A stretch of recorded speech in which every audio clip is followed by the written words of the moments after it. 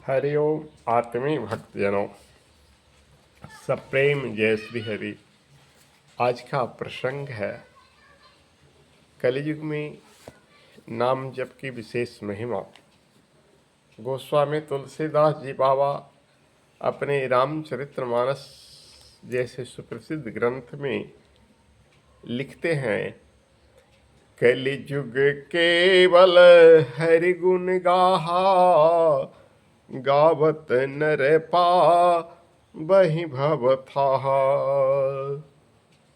कलियुग जोग न जग न ज्ञाना, एक आधार राम गुण गाना।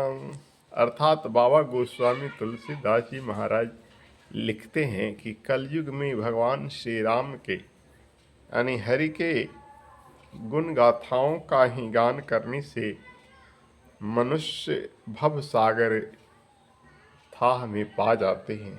कलयुग में न योग न यज्ञ और न ज्ञान ही है, श्री राम जी का गुण गान ही एकमात्र साधन है। कलयुग केवल नाम आधारा, सुमरि सुमरि नर उतरहि पाला। सुमरि सुमरि नर उतरहि पारा। कलयुग में भगवान के नाम ही आधार है। इसको स्मरण करने से नर यानी मानव भव सागर से पार उतर जाएंगे। इतना सुगम भक्ति का मार्ग इस कलयुग में क्यों कर दिया गया? जबकि कहते हैं इतिहास पुराण को उलट कर देखिए, करोड़ों वर्ष तपस्या करने के बाद सतयुग में लोगों को सिद्धि मिलती थी। त्रेता में यज्ञ करने के बाद, द्वापर में कथा सुनने के बाद, लेकिन कलयुग इतना सुगम हो गया कि सिर्फ नाम जप लो और कुछ करना नहीं। लेकिन फिर भी मनुष्य इतना किंग कर्तव्य विमूढ़ हो गया है कि इतना छोटा सा नाम भी भगवान का जप नहीं सकता। सुबह उठते ही खाना खा लेगा, बिना ब्रश किए हुए चाय पी लेगा।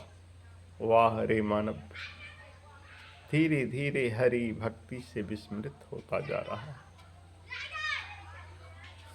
कितनी विडंबना है, जब कितना सुगम कर दिया गया है कि मत स्नान करो, मत पूजा पाठ करो, कम से कम नाम तो जप लो। राम राम जपने में तुम्हारा क्या खर्च होता है? गुस्सा में गाली दोगे, बक बक करोगे, इधर की बात उधर करोगे, इसमें तुम्हारा समय व्यर्थ का फजूल का खर्च नहीं होता है।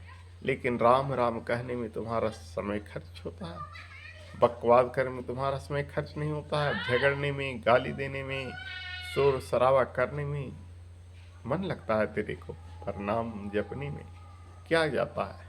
अरे मूर्ख मानव, प्रभु का नाम प्रेम से लो। भगवान शिव जैसे महायोगी भी राम का नाम जपते थे। कहते हैं माता पार्वती विष्णु सहस्त्रनाम का पाठ करती थी प्रतिदिन। शिव जी को एक दिन भूख लगा हुआ था, तो बार बार जाते बार बार आते, विष्णु सहस्त्रनाम पूरा नहीं हुआ। इतने में वो 3 बार चले गए अंदर कि माता जी भोजन पकाई होगी, लेकिन वो तो विष्णु सहस्त्रनाम लेकर बैठी।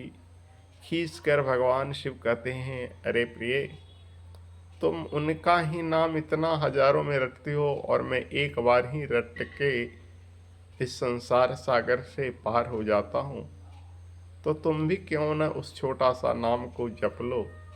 भगवान शिव राम की महिमा पर प्रकाश डालते हुए कहते हैं, राम रामेति रामे राम नाम वरानने, सहस्त्र नाम राम रामेति रामे राम नाम मनोरमे, सहस्त्र नाम ततुल्यम राम नाम वरानने। हे सुखी, हे वरानने, राम का एक बार नाम तुम अगर जप लेती हो तो सहस्त्र नाम ततुल्यम राम नाम वरानने। सहस्त्र नाम के बराबर भगवान राम का एक नाम हो जाएगा वरानने। 1000 नाम जपने से क्या फायदा? तुम एक बार राम राम जपो, तुम्हारा 1000 नाम जपने के बराबर हो जाएगा। विनय पत्रिका में गोस्वामी जी महाराज लिखते हैं राम राम राम राम राम राम जपत मंगल मुद उदित होत कलिमल छल छपत कटु के लहे फल रसाल बबूर बीज वपत हारहि जनी जन्म जाय गाल मूल गपत काल करम गुण स्वभाव सबके शीस तपत राम नाम की महिमा चर्चा चले चपत साधन बिनु सिद्धि सकल विकल लोग लपत कलिजुग पर बनिज विपुल नाम नगर खपत नाम सो प्रतीत प्रीति हृदय सु स्थिर थपत पावन के रावण रिपो तुलसी ही से अपत। कहते हैं कि भगवान राम का ही नाम जप नाम काम तरु काल कराला सुमिरत समन सकल जग जाला राम नाम कलि अभिमत दाता हित परलोक लोक पितु माता। ऐसा रामचरितमानस में वर्णन आया है। तो भक्तजनों, भगवान श्री राम का ये सबसे सुगम नाम राम, प्रभु का हरि नाम में ए राम राम जपें तो भगवान की असीम कृपा होगी। हरि ओम।